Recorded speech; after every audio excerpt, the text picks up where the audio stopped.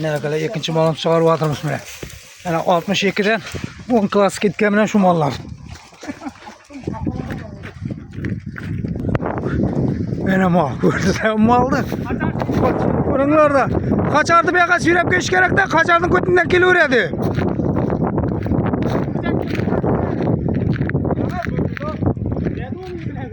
He kızınız ki uyacaktı yanında böyle ama nasıl yerdin yanına ki?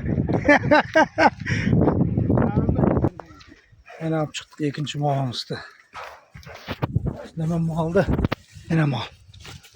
62'de 10 klas ketki arkasına. Tartır dostum. Çöz yeni var. Yürü çö.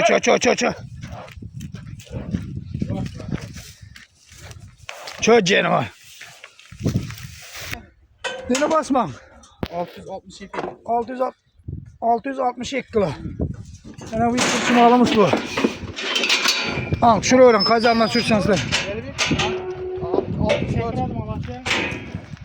Şunu şu an neslim. Evet mal. 662 kilo. Mal zor malayım ne? Gördüklerime şunda mallan olsa havalaşınlar. Nak üstünde sanat verirdi. Hey canavar, bakkanға rahmet buna.